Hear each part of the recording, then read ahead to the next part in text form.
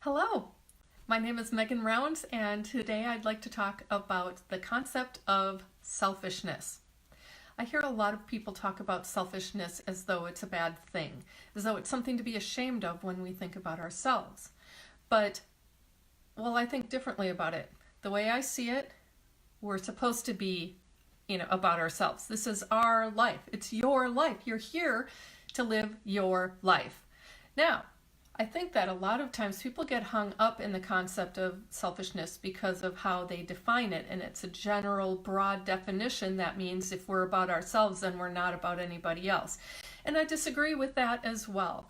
The way I see it is we're like a tree, and me living my life, I'm like the tree trunk, and other people in my life are represent the branches and the leaves of the tree.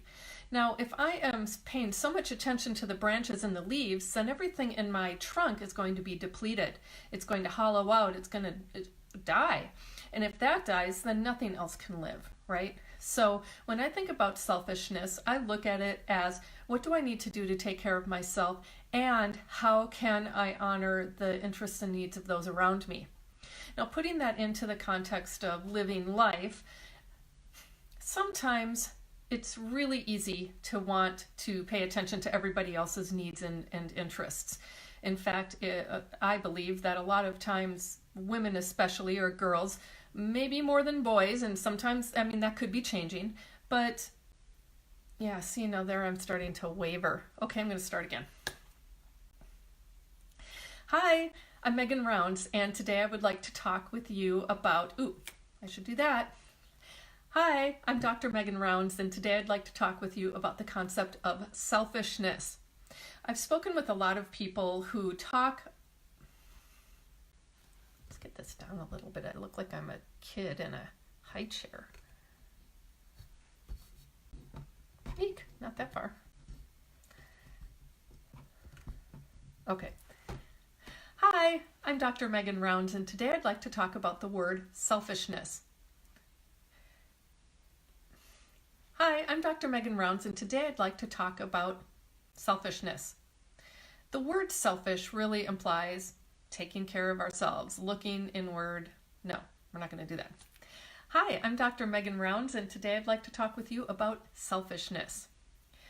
There's a lot going on out in the world around that word and concept of selfishness. Oftentimes it's used as a negative, as a source of shame or guilt.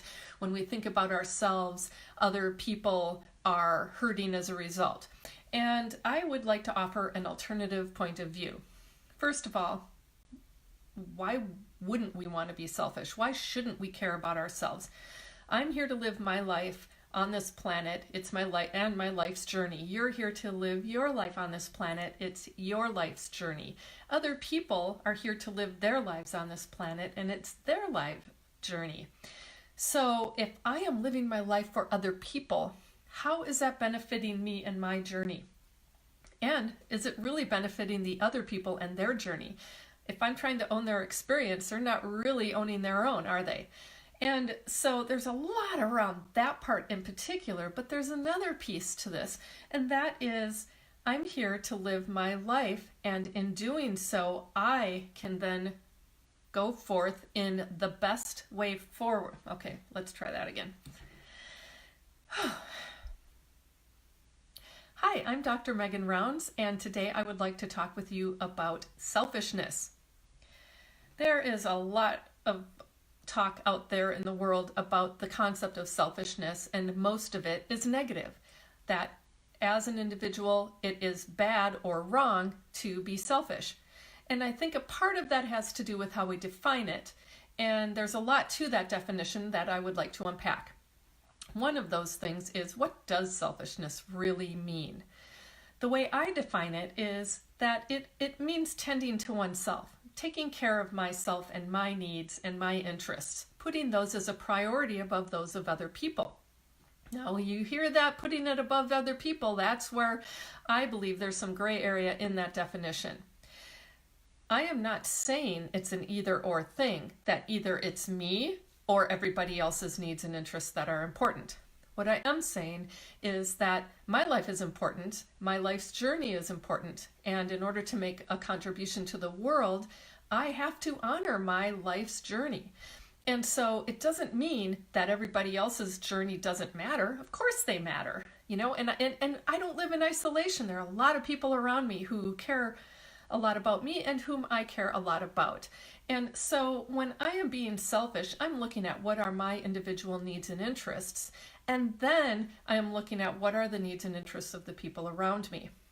Now, as a metaphor, I like to consider myself as a tree, as a trunk, right? I represent the trunk, and other people represent the branches and the leaves. Now, if I'm giving all of my energy and all of my attention to the leaves and the branches, then the trunk isn't going to thrive. It's going to hollow out and shrivel up and die, right? Putting that really graphically, but still, if I'm not strong as a tree trunk, then those around me aren't going to thrive either, especially if they're depending on me in some way, shape, or form. And so, going back to the adage of putting your oxygen mask on an airplane first before tending to the needs of others, I like to look at it as, yes, my needs and interests are important, and until those things are satisfied, I'm not going to be of much value to other people. So when I suggest that being selfish is not just important, that it's actually a necessity in order to fully express your own life journey and path, it's also a necessity to help other people to thrive. And also as a model to other people, especially if you're a parent, to those children who learn then that they are important as well. Many of us grew up with conditioning that suggested that our needs are less important than the needs of others. I mean, even think of Star Trek, the needs of the many outweigh the needs of the few, or the one. And I would like to say that there are some times when maybe that happens, when maybe that's possible or required or important. Like, if there's a group of people that are at risk and you can do something about it, great, but you're making a conscious choice about that. I think a lot of times we go into altruism and helping other people and giving ourselves away for other people without making a conscious choice to do so. We do it because we feel we should. I'll do another video on that word because I can't tell you enough about how, that's a word I wish that it didn't belong or it didn't exist in the English library language. Anyway, so going back to selfishness, I say it's important to be selfish, but when you're selfish and you're thinking only about yourselves and it's an either or proposition between you and other people, I do think that's probably the reason we have so much negativity around that word. I suggest we take a both and approach. I think about my needs and interests, and I think about the needs and interests of other people. Some of those people are going to be branches, other people are going to be leaves. Some people are in a part of the forest, but they're not as important in terms of a priority of taking their needs and interests into consideration. The highest priority, though, is me.